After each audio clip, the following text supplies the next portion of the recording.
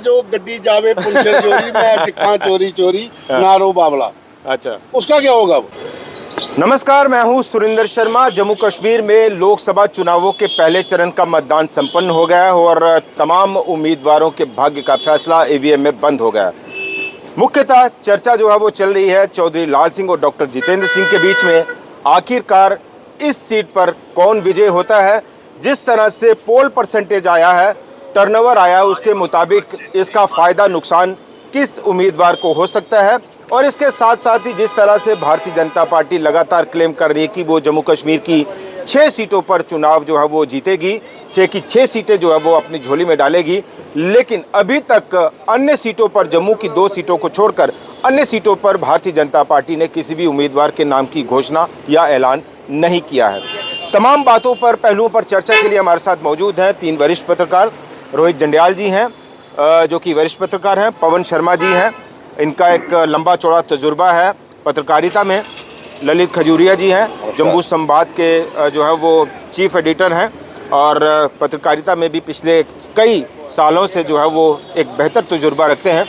जंडियाल साहब, आपसे इस चर्चा की शुरुआत करें तो ये एक अमूमन एक फार्मूला होता है कि हाई पोल परसेंटेज एक एंटी इनकम्बेंसी फैक्टर और लो पोल परसेंटेज जो है वो कैंडिडेट्स को सीधा फ़ायदा। जिस तरह से इसमें अभी करीब करीब जो है वो 68% पोल परसेंटेज हुआ है जम्मू जो डोडा उधमपुर सीट से, और डिस्ट्रिक्ट वाइज भी अगर हम देखें तो एक एवरेज पोल परसेंटेज जो है वो एक अच्छा पोल परसेंटेज साबित हुआ है। तो क्या लग रहा है आपको कि इसका प्लस माइनस किन पार्टियों को या किन कैंडिडेट्स को होने जा रहा है? देखिए, आपने जैसे ही कहा कि जो पोल परसेंटेज ज़्यादा होना या कम होना, दोनों इस पर बहुत डिपेंड करता है कैंडिडेट्स पर कि उसके खिलाफ रिजेंटमेंट है जहाँ उनके फेवर में जा रहा है। जैसे कल जो उधमपुर डोडा और कठुआ, अगर इस कॉन्स्टिट्यूंसी की अगर आप बात करें, जैसे आपने बताया कि 68 पॉइंट समथिंग परसेंटेज जो हुई है और लास्ट ईयर जो 71 के आसपास थी, और इसका मतलब कि 2-3% जो कम हुआ है। लेकिन ये पूरी इसमें 18 विधानसभा क्षेत्र आते हैं इस कॉन्स्टिट्यूंसी में। आप जैसे कि हर विधानसभा क्षेत्र की एक अलग है, एक उसकी टोपोग्राफी लग गया है, वहाँ का कल्चर लग गया है, वहाँ पर जो अलग अलग पार्टीज की पकड़ लग गया है, हर जगह फैक्टर लग गया है, हर जगह के मुद्दे लग गए। हर जगह आप देखो, कहीं पर बीजेपी के खिलाफ रिजेंटमेंट बहुत है, कहीं पर बीजेपी के फेवर में बहुत से लोग हैं, ऐसे ही कांग्रेस के खिलाफ कहीं पर रिजेंटमेंट है, कहीं पर कांग्रेस के खिलाफ। अब चुनाव रैली में आप देखो, जो लास्ट जो 2019 में चुनाव रैली में जो परसेंटेज रही थी वो ऑलमोस्ट 63-64% के आसपास रही थी। तो अभी जो डोडा वगैरह में 2-3% हायर हुई है पहले से। अगर उस जगह पर अगर मैं देखा जाए तो मुझे लगता है कि थोड़ा सा अगर भाजपा को मैं कहूँ कि थोड़ा सा उसके चिंता डालने वाला है। लेकिन अगर आप बनिहाल वाली साइड देखो, वो उसे कांग्रेस का एक गढ़ माना जाता है बनिहाल जो है, तो लेकिन बनिहाल में पोल परसेंटेज कम हुई है। उस जगह पर मुझे लगता है कि चौधरी लाल सिंह को जरूर थोड़ी चिंता हुई होगी कि भाई जहाँ पर पोल परसेंटेज कम हुई है। जी, एक इस पूरी कॉन्स्टिट्यूंसी में एक मेजर विनिंग फैक्टर जो है वो डिस्ट्रिक्ट कठुआ है कि कठुआ माना जाता है कि कठुआ से जो है वो जो कैंडिडेट ज़्यादा वोट ले गया वो इस सीट पर कब्जा कर गया। आप कल कठुआ में भी थे, ग्राउंड पे भी थे। क्या ओवरऑल एनालिसिस जो है वो इस पूरे चुनाव का निकल कर आ रहा है जो टर्नओवर हुआ है? और दूसरा इसमें ये भी कि जो 2% कम हुई है पिछले 2 चुनावों के मुकाबले में, उससे आप क्या समीकरण बना रहे हैं? देखिए, कल हम कठुआ में थे, जिस हिसाब से पोलिंग वहाँ पर हो रही थी, मौसम ख़राब था, बारिश आ रही थी बीच बीच में। कठुआ में तो बारिश का इतना कोई इम्पैक्ट नहीं पड़ रहा जब पोलिंग हुई थी, लेकिन जो पहाड़ी इलाके हिली एरिया है वहाँ पर जो परसेंटेज कम हुई है 2% के करीब, वहाँ पर पोलिंग नहीं हो पाई, नहीं तो 70 को क्रॉस कर जाती। अब एक फैक्टर आता है कि ज़्यादा पोलिंग सरकार के खिलाफ जाती है, कम पोलिंग फार्मूला है, लेकिन मैं इसको नहीं मानता हूँ। कई बार क्या होता है कि कई बार लोगों के अंदर किसी भी पार्टी के प्रति इतना स्नेह इतना हो जाता है कि वो बढ़कर ज़्यादा वोट डालते हैं और वो ज़्यादा वोट पार्टी को फ़ायदा भी हो जाता है। ऐसा पिछली बार भी हुआ था, डॉक्टर साहब को पिछली बार फ़ायदा हुआ था, वोट बहुत ज़्यादा पड़ा था। अब की बार क्या है कि कठुआ के भीतर फाइट थी, ये सीट जो है ये चर्चा में रही। कल जो कठुआ पे हमने देखा, जो तमाम जो इलाके थे उन इलाकों में जो वोट पड़े, हालांकि बारिश की वजह से कई बार रुके, लेकिन उसके बाद भी लोग बाहर निकले और जो टर्नआउट पूरा निकला कठुआ डिस्ट्रिक्ट का। अब ये था कि कांग्रेस ने कभी भी दोनों जो टेन्योर थे पिछले जहाँ भी इलेक्शन हुई, कठुआ नहीं जीता था, कठुआ में हमेशा हारे थे। अब की बार चौधरी लाल सिंह ने कहा कि मैं कठुआ जीत रहा हूँ और कठुआ मेन फैक्टर होगा। जो भी कैंडिडेट कठुआ से लीड लेके जाएगा वो लीड उसकी पार्डर तक जाएगी और वो रिजल्ट में तब्दील होगी। फिर साहब, इस बार क्या उम्मीद थी कि जो पोल परसेंटेज है, जैसे 2 चुनाव पिछले रहे 70%, 71%, ओवरऑल इस बार उम्मीद थी कि ये बढ़ेगा और इसके बढ़ने का फ़ायदा जो है वो किसे होगा, या कम हुआ है तो इसका नुकसान किसे होगा? उम्मीद तो हमेशा ये रहती है कि वोट जो है वो परसेंटेज बढ़े, लेकिन कुछ ना बढ़ने का कारण भी आप ये कह सकते हैं कि कुछ एरिया जो था वहाँ पे चला गया, रियासी जो है वो चला गया। हाँ, गढ़वाल और वाला एरिया यहाँ पे जम्मू के साथ जोड़ दिया, और कुछ युवाओं के नए वोट भी डले हैं, फर्स्ट टाइम वोटर जो है, ठीक है, वो शायद कुछ बाहर, क्योंकि ज़्यादातर युवा तो बाहर ही हैं हमारे, और कुछ बारिश का भी असर हुआ। परसेंटेज की चॉइस करने का कि ज़रूरी, हमेशा कहते हैं कि अगर ज़्यादा वोटिंग हुई तो वो एंटी इनकम्बेंसी, लेकिन डॉक्टर साहब हमेशा ज़्यादा वोटिंग पर ही जीते हैं, और मुकाबला कड़ा है, और वोटर ने जो मन बनाना था वो बना लिया, लेकिन हम अनुमान ही कर सकते हैं, लगा सकते हैं कि क्या हुआ, क्या जाहिर सी बात है। और कठुआ मेन इसलिए है कि पिछली मरतबा डॉक्टर साहब ने यहाँ से 2.5 लाख के करीब, 2,45,000 या 2.5 लाख के करीब यहाँ से वोट लिए थे। और लाल सिंह ने तो, कल मैंने इंटरव्यू लिया था, उन्होंने कहा था कि मैं तो लड़ा ही नहीं था पिछली बार, मैं तो अब पार्टी, और 2014 में भी यहाँ से वोट जो है, और उससे पहले जो लाल सिंह अब लड़ते हैं तो उनको यहाँ से मिला नहीं है, लेकिन इस बार जो कह रहे हैं कि मिला। अगर 3.5 लाख की वोटिंग हुई है यहाँ पर, डिस्ट्रिक्ट कठुआ की बात कर रहे हैं, अगर यहाँ से लाल सिंह 1.25 लाख 1.5 लाख वोट ले गए, यानी 50% है या 40% भी ले गए, तो मुश्किल है। और उधमपुर से 2,97,000 के करीब वोटिंग हुई है मेरे ख्याल में, और वहाँ से भी अगर लाख, मैं देख रहा था पूरी कैलकुलेशन करके रखी हुई है, अगर वहाँ से वो ले गए तो ठीक है। और ये पवन सर ने समझाया होगा कि कब बात करनी है, क्या करनी है। अनुमान है, ये अनुमान है इतना वोट होगा, ये होगा। इसमें एक चीज़ और है, आप देखिए कठुआ में गढ़वाल एरिया जो कट हो गया वो सांबा में आ गया, वो बीजेपी का गढ़ था। बिल्कुल। आपका रियासी कट हो गया, वो बीजेपी का गढ़ था। कटरा बीजेपी का गढ़ था, कटरा में कांग्रेस का भी, लेकिन कटरा में भमाग एरिया जो है वो कांग्रेस का गढ़ था। मैं यही तो क्या बता रहा हूँ ना, रियासी टाउन बीजेपी का गढ़ था। उसके बाद गूल अरनास, अगर बीजेपी को कहीं लाभ हुआ है तो कांग्रेस को भी नुकसान हुआ है। इसीलिए जो डिस्ट्रिक्ट वाइज टर्नओवर जो दिखाया गया है उसके मुताबिक जो है वो हम उसी के अकॉर्डिंग बात कर रहे हैं। जाहिर सी बात है, कुछ गढ़ जो है बीजेपी के हैं, कुछ गढ़ कांग्रेस के होंगे। एक चीज और है, पूरे 5 डिस्ट्रिक्ट के 1 लाख से 1.5 लाख बच्चे बाहर गए हैं, पूरे 5 डिस्ट्रिक्ट। पढ़ने वाले भी हैं और नौकरी करने वाले भी हैं। लेबर क्लास बड़ी है, लेबर क्लास हीरानगर की, कठुआ की, रामनगर की, डोडा की, जो बाहर, मतलब आउट ऑफ इंडिया नहीं, मुंबई तक, दूसरे रोजगार के लिए काम के लिए बाहर गए। उनमें से कितने लोग वापस आए होंगे वो आंकड़ा एक अलग चीज है, लेकिन लोग बाहर गए हैं तो वो एक फैक्टर है। यानी ये भी एक मुद्दा है कि बाहर क्यों गए। एक बात यहाँ लूंगा कि अभी एक चरण का मतदान जो है वो तो हो गया। नहीं, मैं आपको कहाँ लेके जा रहा हूँ, आप मेरी बात समझिए जी। पहला चरण चल रहा है, जम्मू शहर के भीतर जितने भी बिहार, झारखंड, मध्य प्रदेश, छत्तीसगढ़ के लोग जो लेबर काम करने यहाँ आई थी, जो लोगों के घरों में काम करते हैं, पिछले 15 दिन से आप देखिए किसी के घर में कोई नहीं है, सब अपने गांव वापस गए हैं। वो एक टेक्निक होती है उन स्टेट्स की जो हमारे यहाँ नहीं बरती जाती। हमारे एमपी जो है वोटर को वापस लाया जाए। हमारे जो एमपी जो एमएलए हैं ये अपनी धुन में मस्त रहते हैं, ये हाथी चाल में होते हैं, किसी को गए हैं तो गए हैं, कोई फर्क नहीं, मतलब दर्द नहीं समझता। 1-1.5 लाख वोटर तो बहुत वोटर होता है। वही टर्निंग पॉइंट है।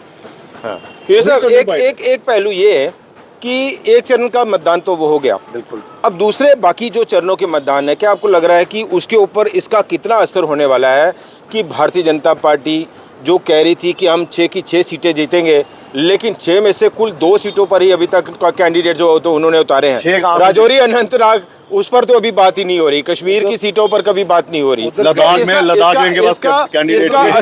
उसका असर क्या होने वाला है आने वाले चरणों पर? असर देखिए, मुझे लगता है कि ये कठुआ सीट पे भी ना ये इस मुद्दे को भुना नहीं पाए कि भारतीय जनता पार्टी ने अनंतनाग जो राजौरी पुंछ वाली सीट है यहाँ पे घुटने टेक दिए, और एक किस्म से ये एक मोहर लगा दी कि भाई साहब ये कश्मीर का इलाका है, वो तो नैरेटिव सेट वो नैरेटिव सेट करके वो शुरू से कह रहे हैं कि हमने 3 सीटें यहाँ से लड़नी है, हमने जीतनी है, क्योंकि हमारे पहले भी 3 सांसद है एनसी, वो वाले कह रहे थे आप भी हमने जीतनी है, यानी वो नैरेटिव सेट करने के लिए जो गड्डी जावे पुंछर चोरी मैं दिखा चोरी चोरी नारो बावला, अच्छा उसका क्या होगा? वो तो बावला तो इन्होंने लोगों को बना दिया। आप सोचिए जिन लोगों ने इतनी मेहनत की, लग रहा है गाड़ी इंतजार कर रहे थे, गाड़ी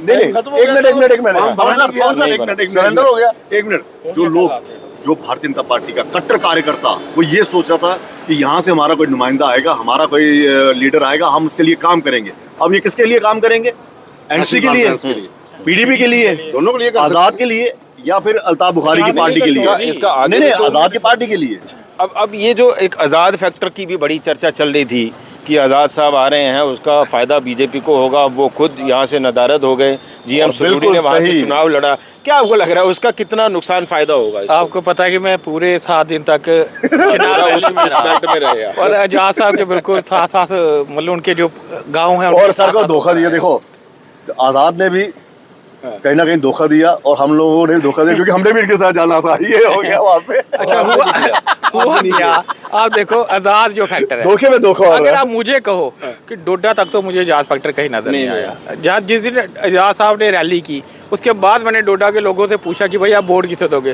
बोलते वोट तो हम किसी और को देंगे। अब मैं बोल नहीं सकता किसे देंगे, क्योंकि बोलेंगे कि मैं किसी पार्टी का स्पोक्समैन नहीं हूँ। लेकिन ये है कि जब मैंने कहा कि भाई आजाद साहब को वोट क्यों नहीं दोगे, बोलते ये तो किसी दूसरी की उसकी बी टीम है। अच्छा, इसका मतलब है कि आजाद साहब पर एक ठप्पा लग गया ना, ठप्पा लग गया कि भाई वो ठप्पा इसलिए भी लगा, पहले उन्होंने कहा कि मैं अनंतनाग से चुनाव लड़ूंगा, बाद में उन्होंने वो, और देखो आप मतलब चुनावों से ठीक 2-3 दिन पहले बोल दिया कि मैं नहीं लड़ूंगा। इसका भी बहुत एक इम्पैक्ट हुआ। वहाँ के लोग बोल रहे थे कि ज़्यादा खुद ही भागे तो सरूरी साहब कहाँ जीतेंगे, ठीक है। और मैं सरूरी साहब के गाँव से भी सिर्फ 1 किलोमीटर 1.5 किलोमीटर दूर तक थरथल तक होकर आया हूँ। वहाँ से उनका 2 किलोमीटर दूरी सरूर गाँव है। इंदरबल में उनका थोड़ा बहुत है, उनका इम्पैक्ट है। और आप बोलो कि किश्तवाड़ में कोई इम्पैक्ट था, डोडा में कोई इम्पैक्ट था, या इसमें अपना भद्रवाह वाली साइड कोई इम्पैक्ट है, कोई आजाद साहब का मुझे। देखिए सर, एक और चीज़ मैं बता दूं, शायद ये माने या ना माने, लेकिन इतना है कि आज़ाद साहब भले ही ये राज्यसभा के सांसद जितनी बार ये चुने गए, राज्यसभा एक बार चुनाव लड़ा था यहाँ पे, वो भी हार गए, ठीक है, वो हार गए। वो भी डॉक्टर साहब ने बता दिया था कि आप कहाँ स्टैंड करते लेकिन हो। महाराष्ट्र से नहीं, वो उसको छोड़िए ना, हम जम्मू कश्मीर जम्मू कश्मीर है अपने इधर की, ठीक है।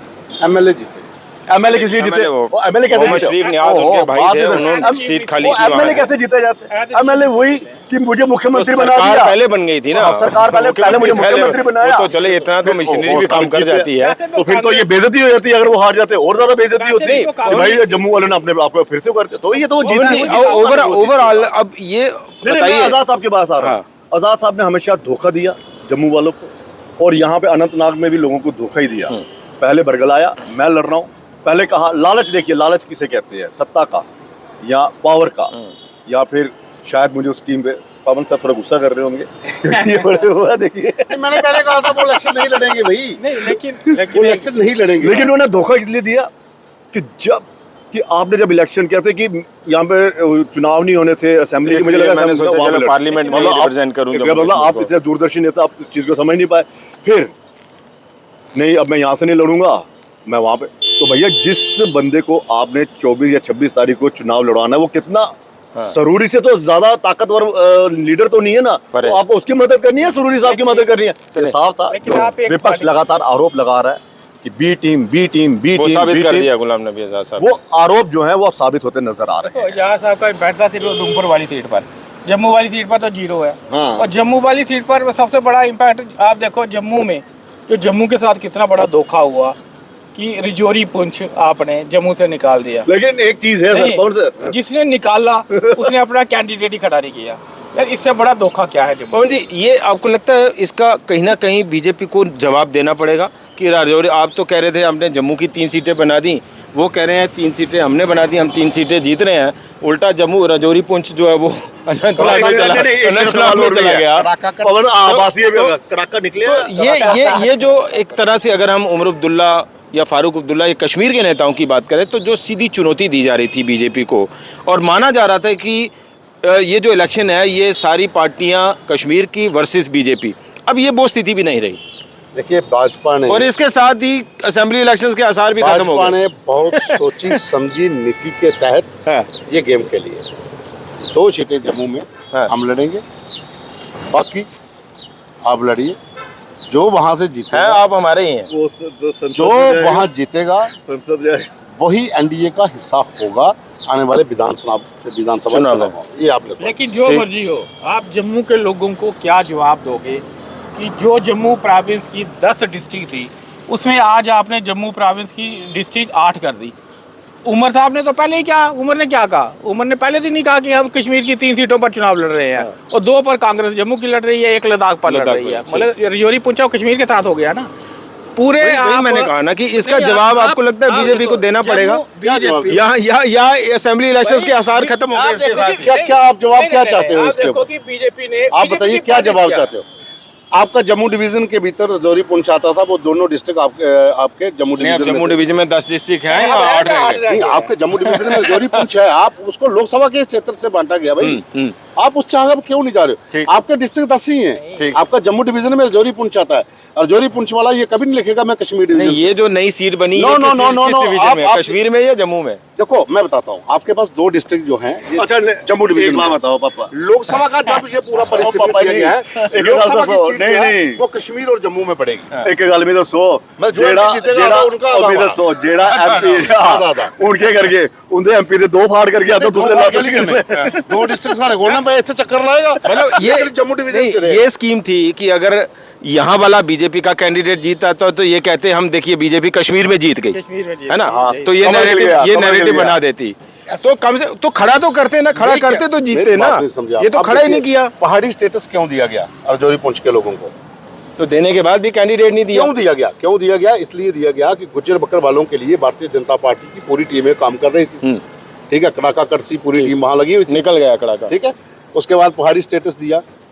फिर भी जब इन्होंने आंकलन किया कि नहीं हम हार सकते हैं, मैंने कहा कि ठीक है, अब कश्मीर की जो कैंडिडेट होगा पीडीपी, एनसी या अपनी पार्टी ने भी तो वहां पर ऐसे नाम में ही लड़ाई 2 लोगों की है, पीडीपी और एनसी। अब भारतीय जनता पार्टी के कैडर को ये कहना किसके लिए लड़े? मुश्किल हो जाएगा कि मैं पीडीपी का बटन दबाऊं या एनसी का एनसी, बटन। क्योंकि कमल तो है नहीं हमारा उसमें। कमल है ही नहीं नहीं। या फिर तो जो बंदा या फिर- BJP की कट्टर विचारधारा से जुड़ा या फिर होगा, बल्लेबाजी करूं, और बल्ला, जो- या और फिर जो बल्ला। पुरुष पे क्या करेगा? जहाँ तो फिर बैट बॉल पे दबाएगा। ये उस दिन छुट्टी मनाएगा। ये और पूरी दूसरा स्थिति एक उस दिन जो छुट्टी है मनाएगा। इसमें कि रजौरी पुंछ का जो आजाद भाजपा साहब का कैडर था हाँ। उसको कहीं ना कहीं निराशा हो। आजाद साहब नहीं, का वही क्या है लोग कि क्या रजौरी कि अनंतनाग सीट पर जिस दिन पार्टी- चुनाव होंगे उस पार्टी- दिन भारतीय जनता पार्टी का पार्टी उम्मीद जो खाली वर्कर है वो हुई छुट्टी है। मनाएगा। वो वो वोट डालने नहीं हो जाएगा। सकता है किसे डायरेक्शन डालेगा आए। वोट? हो सकता है ऊपर से कोई डायरेक्शन आए। ये चीजें सामने थोड़ी आती है। डायरेक्शन लेकिन आपको लगता है आजाद साहब की जो बाल्टी है उसका नीचे यहाँ साहब को तो वहाँ वोट नहीं मिला। नहीं है? चलिए ओवरऑल जैसे हम बात कर रहे थे ये जो अभी कल मतदान संपन्न हुआ, खजूरिया साहब बड़ा 2 टूक शब्दों में क्या लग रहा है आपको? Chaudhary Lal Singh versus doctor Jitendra Singh, position क्या है? लाल सिंह के समर्थकों से पूछो तो वो कहते हैं वो जीते हैं। जीतती है तो डॉक्टर साहब के साहब समर्थक आकर जीतते जीते जीतते हैं। हैं। जी पवन जी, ईवीएम में दोनों के वोट कैद हो चुके हैं, दोनों की किस्मत उसमें बंद है। जो इलाका है, जिस हिसाब से पोलिंग हुई है, जो इस बार कांग्रेस की वेव वहाँ चली, जो बीजेपी ने वहाँ पर अपनी वेव चलाई, मुकाबला कड़ा है। 2% जो कम पोल परसेंट उसका कोई असर नहीं होगा। अगर शहर में हुआ तो भाजपा को होगा, अगर गांव में हुआ तो कांग्रेस कांग्रेस को। को। और दूसरा ये है मेरे- आप मुझे पड़ेगा। पूछना किसकी जीत होगी? 2% से। वोटर की जीत है, उसने कर और लिया। वोटर इस बार मेरा बहुत अपना समझ जो रहा है। अनुमान है, जहाँ तक मैं जो घूमा हूँ, बहुत टफ कंटेस्ट है। जो कहना बड़ा, चाहे बीजेपी जितना मर्जी क्लेम कर ले, चाहे कांग्रेस जितना मर्जी क्लेम कर ले कि हम जीत गए हैं, बहुत टफ कंटेस्ट है। अच्छा, एक बात ये कही जा सकती है कि जो वोटर है वो इस बार हमें लगा है कि डिसाइडेड था पहले से। वो इसलिए डिसाइडेड था चूँकि दोनों नेताओं को इस कॉन्स्टिट्यूंसी के लोगों ने आजमा लिया था, चौधरी लाल सिंह को भी 2 बार और डॉक्टर जितेंद्र सिंह को भी 2 बार। अब वो पहले से डिसाइडेड था कि किस उम्मीदवार को जिताना है और किस उम्मीदवार को जो है वो रिजेक्ट करना है। लेकिन वही बात है पवन जी की कि ईवीएम में जो भाग्य का फैसला है वो बंद है। अब गिनती के दिन जो है वो ये सारा पूरी जो पोटली है वो खुलकर सामने आएगी। लेकिन दोनों ही उम्मीदवार और दोनों ही उम्मीदवारों के समर्थक ये दावा ठोक रहे हैं कि हमारे नेता की जीत जो है वो हुई है। तमाम पत्रकारों का बहुत बहुत शुक्रिया। फिलहाल इतना ही, नमस्कार।